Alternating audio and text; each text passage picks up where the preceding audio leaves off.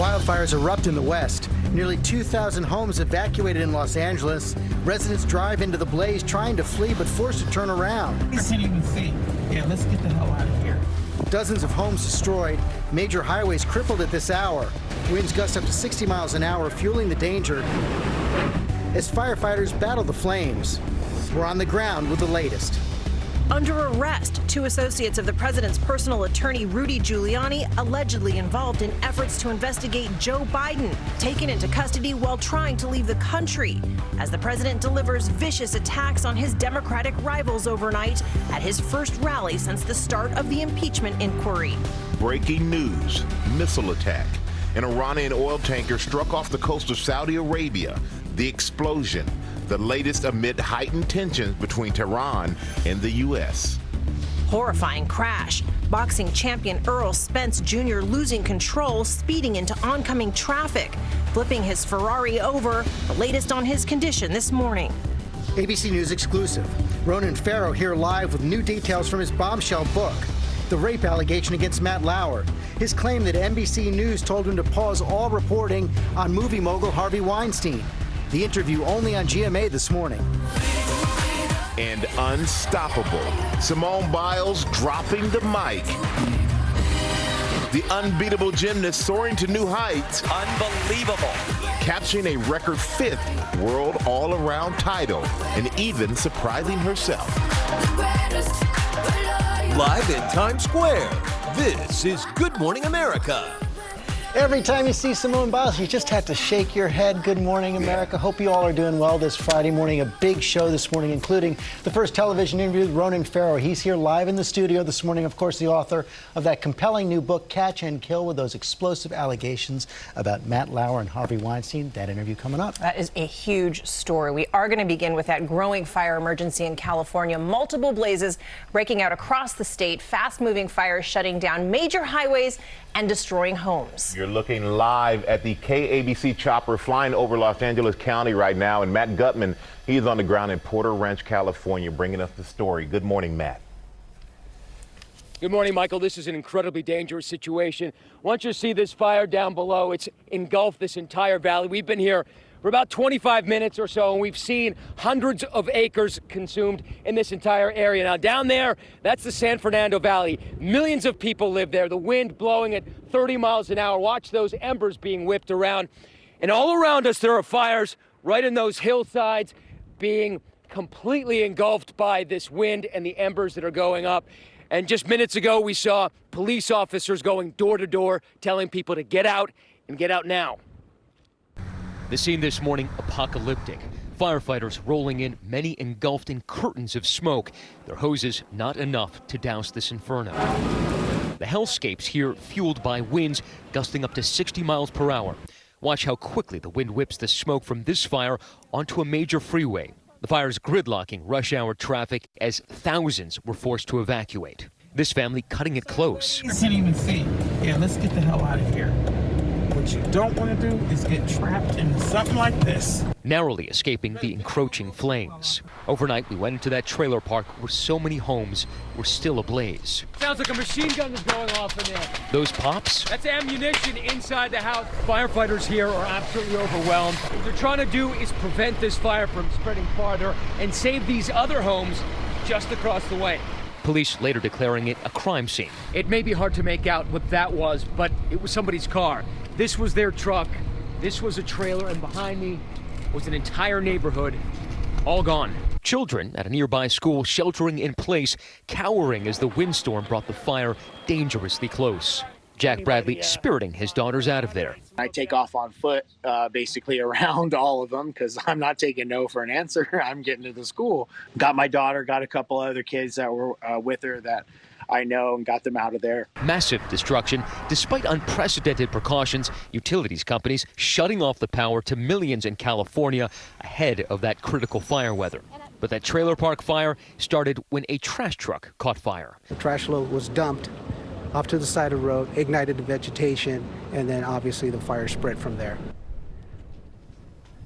Because this fire has been moving so quickly, and you can see those embers, just in a tornado behind me. Firefighters and police just haven't been able to assess the damage. Right now, they're still just going door to door. In fact, you can see them right behind us, but they haven't been able to assess how many homes destroyed and whether or not any people have been harmed in this. But clearly, this is going to go on for some time. This isn't going away anytime soon, guys. And Matt, we know you mentioned the wind, and which makes it very hard to fight these fires. Could you elaborate a little bit more on the wind conditions out there? You know, I don't have an exact number of how fast they are, but the way the wind is swirling, Michael, down in this canyon and through these ridge tops, it's got to be 35, 40 miles an hour, and there's nothing that firefighters can do to stop that. These embers are going miles into the air, and again, everywhere in that direction, which is completely consumed by smoke, that curtain of smoke. I'm standing in fire, so I'll probably get out of that. But everywhere in that direction are homes. So we are bound to see more homes catch fire, and hopefully nobody will get hurt in this and everybody's evacuated just, excuse me, like they were asked to. Michael. All right, we don't need you to get hurt either, Matt, so take care of yourself out there. Don't stand in fire. That is always key. All right, thank you, Matt Gutman. Okay, George. we are going to stay on this story, of course, but the latest now in the impeachment investigation and the arrest of 2 associates of President Trump's personal lawyer, Rudy Giuliani. They're men he was working with to investigate Joe Biden in Ukraine, and they were taken into custody as they were trying to leave the country with one-way tickets. Our Chief Justice correspondent Pierre Thomas has all the details. Good morning, Pierre. George, good morning. Today, there are serious questions for the president's attorney, who also happens to be one of his most vocal allies. Those arrests are placing white-hot scrutiny on Giuliani's efforts to investigate the Bidens. This morning, serious questions about the company that Giuliani has been keeping. They've been described as associates of the president's personal attorney, Rudy Giuliani. Men allegedly deeply involved in Giuliani's efforts to investigate the dealings of Joe Biden's son in Ukraine, moving through the corridors of power.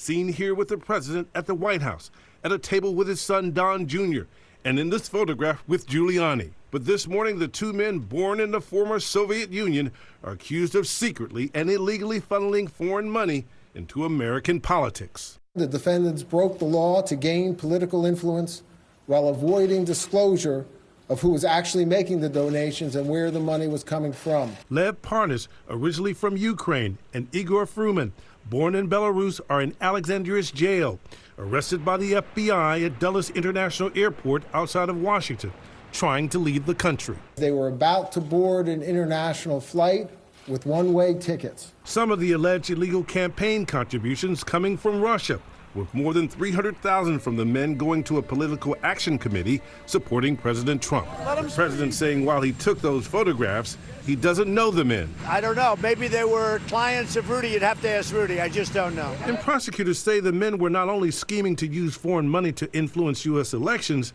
they were also trying to get the former U.S. ambassador to Ukraine, Marie Yovanovitch, fired from her post. The other person who wanted Yovanovitch out, Rudy Giuliani, who has said he was frustrated by her efforts to block his investigation of Vice President Biden. Yovanovitch was eventually removed from Ukraine. She's the ambassador specifically mentioned in the call between the president and the Ukrainian president. Trump calling her bad news and cryptically adding she's going to go through some things. George? Well, Pierre, she's scheduled this morning to be speaking to the House committee, and so far the State Department not blocking her. That's right. She's scheduled to appear, but she could be blocked at the last minute by the State Department, George. We just don't know yet. Pierre Thomas, thanks very much. See you. Another big day on Capitol Hill there, George. President Trump is using this impeachment to fire up his supporters overnight. The president holding his first rally since that inquiry began. His sharpest attacks and some vulgarities levied against his Democratic rival, Joe Biden. Take a listen. He was never considered a good senator. He was only a good vice president because he understood how to kiss Barack Obama's.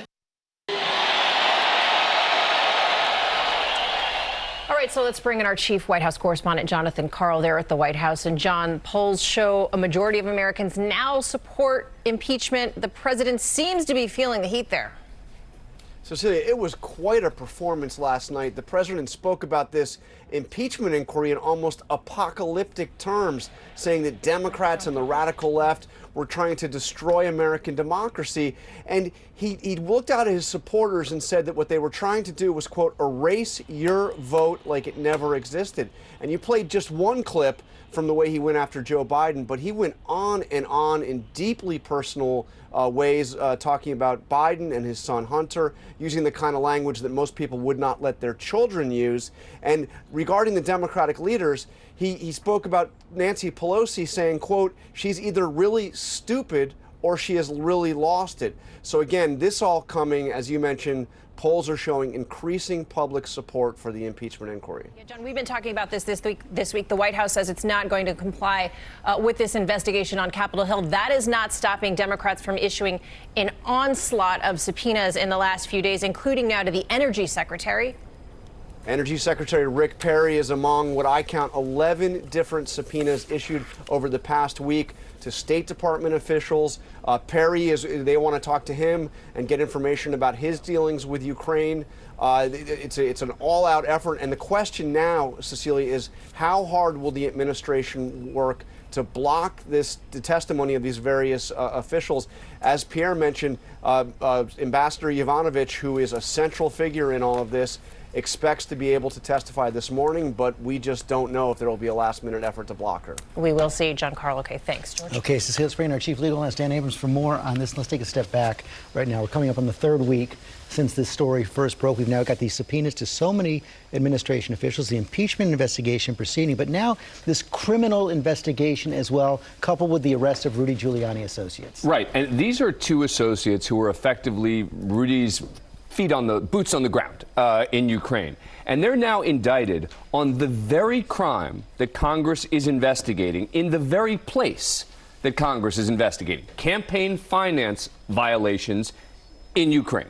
So that's what they're charged with. Rudy Giuliani has got to be nervous here because the investigation is ongoing. That's what Jeffrey Berman, the U.S. attorney, said yesterday. Of course, Rudy Giuliani used to have his job. Absolutely. And look, and also the fact that the last lunch that these guys had was with Rudy Giuliani. They were not planning on unsealing this indictment. The U.S. attorney wasn't.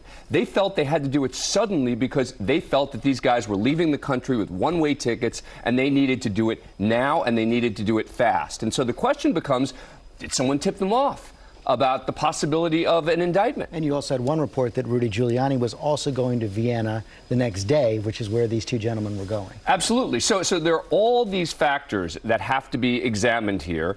And, you know, they're going to both be following the money and they're going to be following the political favors, meaning who wanted what and why did they want it?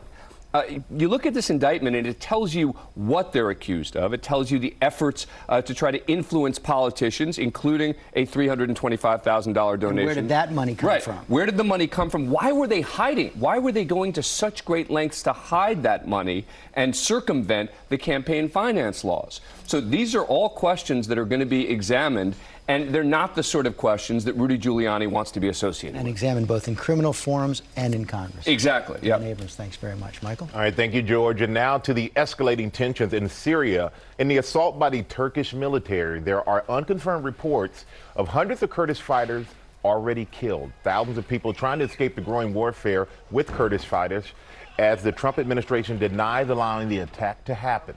Ian Pannell is on the ground in Syria with the latest. Good morning, Ian. Yeah, good morning, Michael, from northern Syria. And just look at the scene. We're seeing people piled high with their belongings, families fleeing the front line, which is just down the road. This region isn't on the brink of a humanitarian crisis. It's now in the middle of one as Turkey ramps up its aerial and land bombardment of civilian areas.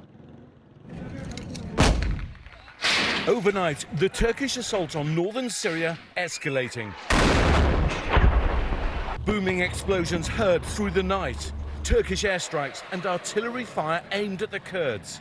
Turkish-backed militias seen firing their way into Syrian villages. Turkey saying the incursion will not stop until so-called terrorists are neutralized. But those suffering most are the people who call this home. Tens of thousands on the move, desperately trying to escape. We met Najat Suleiman and her family stranded by the side of the road, trying to flee. She says they left after seeing people, including children, targeted in Turkish strikes. She asks, why did the Americans flee? a passing pickup truck their only way out. We watched her and her family escape, and with nowhere else to go, they say they'll sleep in the desert. Some Kurdish people blaming President Trump, who they feel gave the Turks permission for the attack by ordering US troops out of the area. The president now suggesting he might use economic sanctions in an effort to mediate a new deal. I mean, just look at the scenes here. You've got this truck here, piled high with women, with children. They don't know where on earth they're going to go. We've been talking to some of the refugees here, and what they're saying is, why isn't America helping us? It's only civilians in the area. Please, America, come to our assistance. With one man adding, we used to be allies against ISIS. What happened? Cecilia. Yeah, they certainly have so many questions there. Okay, Ian, thank you. We're going to switch gears now to the unstoppable, the incomparable Simone Biles, making history at the World Gymnastic Championships. She rewrote that event's record books twice this week, capturing a 5th world all-around title and grabbing her, listen to this, 22nd career medal at the events. I don't even know how you pick it up from here, TJ. I'm just going to say, have at it. Look, she said, look, for me, this would sound arrogant. I'm so good, I don't even know how I do it. From her, it sounds appropriate. That's what she says. She's in awe of herself. And she do it, TJ. Right? It's not that hard, actually, do it. No. But for her, it's amazing what she's doing. She's in awe of her own feat sometimes. And she has won every competition she's been in since 2013. And guys, it's not even close.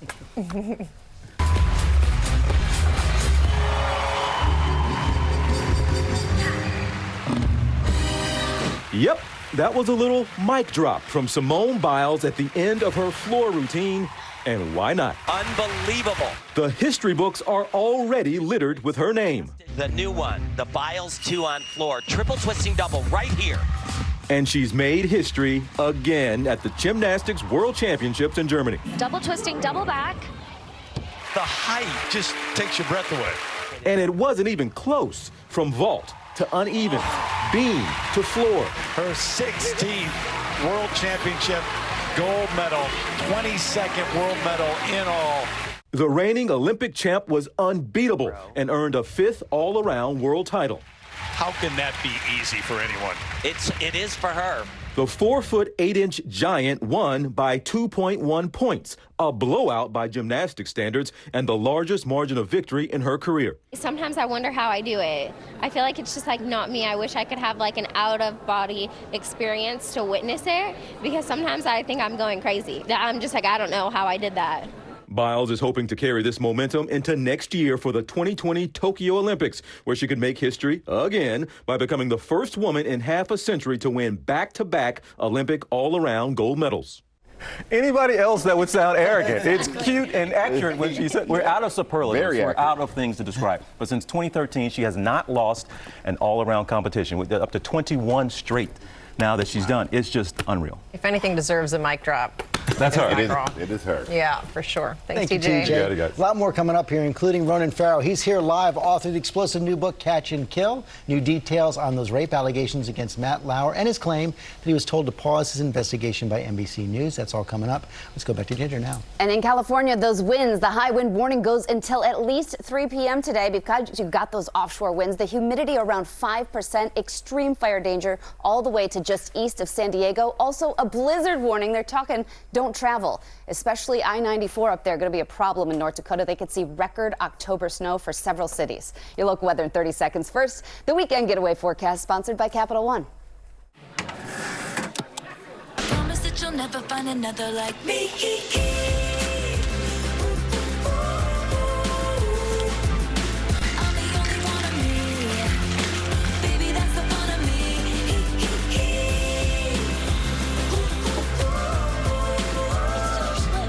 With the Capital One Saver Card, you earn 4% cash back on dining and 4% on entertainment. So when you go out, you cash in. What's in your wallet? Amazing weather today for any fall activities. Temperatures starting out a little low in the 50s, but we're going to hit 60 degrees by late morning and then 73 by 4 p.m. today. Mostly sunny, then it gets cool and crisp during the overnights again. But today's high of 74, then up to 75 degrees on Saturday. Notice some cloud cover coming in late day Saturday into early Sunday morning. That's with your next weather front that comes through dry. Not going to get the rain, just cooler conditions for Sunday. Great weather for Monday. Go Nats. Book is Catch and Kill. Ronan Farrow here live when we come back. We, the breakfast eaters of America, have been caught sleeping on breakfast. We have rehydrated egg on our faces. This isn't who we are. We're not plastic-sealed, breakfast-compromised people.